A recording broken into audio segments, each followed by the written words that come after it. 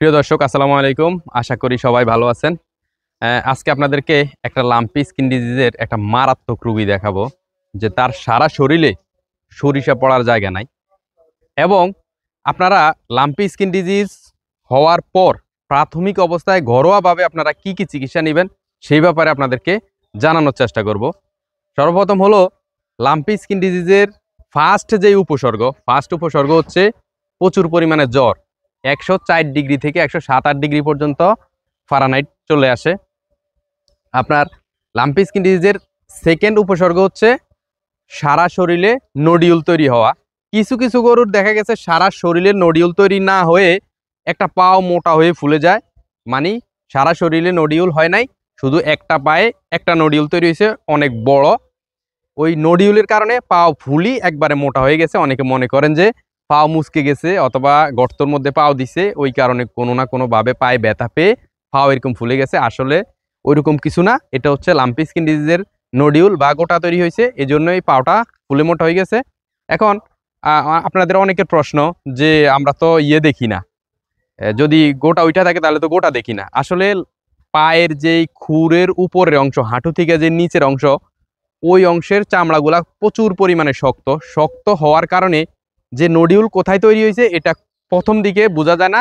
5-7 দিন 10 দিন যাওয়ার পর দেখবেন দাউদের মতো গোল হইয়া একটা আকার তৈরি হয়েছে। আকার তৈরি হওয়ার পর ওই বাকলাটা যখন দেখবেন যে গোল আকার তৈরি হয়েছে, এরপরে থেকে 7-8 দিন 10 দিন পর ওই জায়গার বাকলাটা উঠে যাবে। তো আপনাদেরকে বিশেষ করে এই ভিডিওটা বানানো এবং যেই গরুটা সম্পর্কে আপনাদেরকে তথ্য দেওয়ার চেষ্টা করছি, ওই গরুটা আগে আমি আপনাদেরকে দেখাই।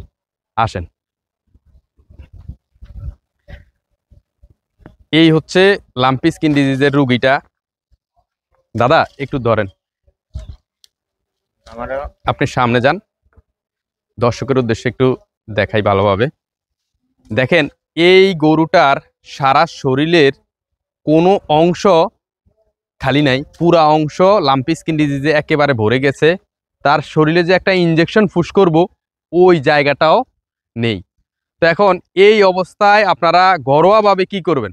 ঘরোয়াভাবে চিকিৎসা হলো, আমরা এই গরুটাকে ঘরোয়াভাবে একটা চিকিৎসা দেওয়ার জন্য একটা পরামর্শ দিয়েছি।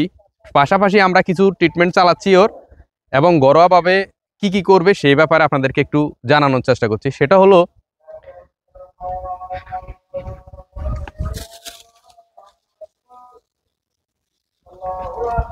আপনাদেরকে যদি দেখাই, একটু ক্লোজ করেন।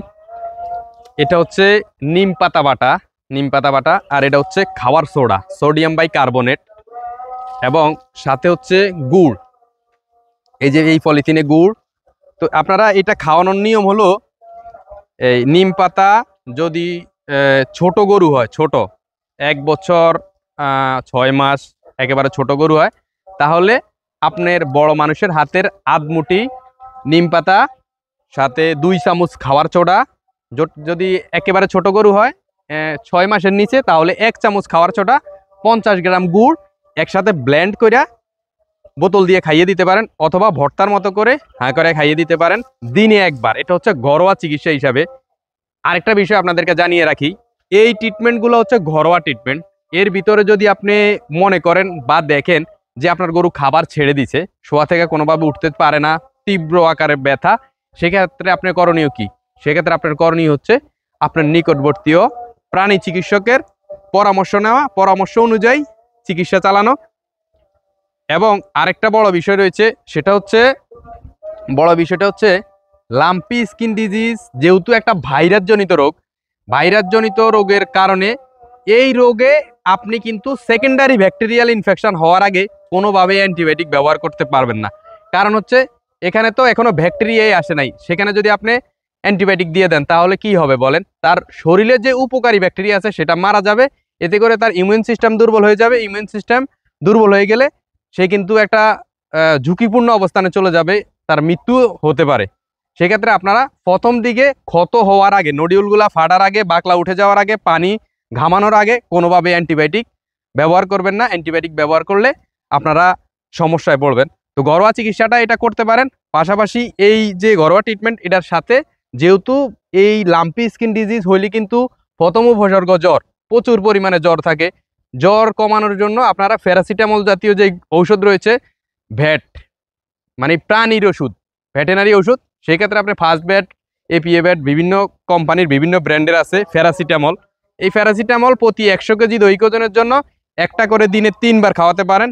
যদি ওজন বেশি হয় ওই হিসাব করে আপনারা খাওয়াবেন। তবে একটা কথা আবারও বলি রাখি, যদি দেখেন যে গরু খাবার ছেড়ে দিছে, খাবার খায় না, তাহলে অবশ্যই আপনি প্রাণী চিকিৎসকের পরামর্শ নেবেন। যদি দেখেন যে খাবার দাবার স্বাভাবিক আছে, তাহলে আপনি এই ঘরোয়া চিকিৎসাটা চালাতে পারেন। ধন্যবাদ, সবাই ভালো থাকবেন, সুস্থ থাকবেন। আসসালামু আলাইকুম।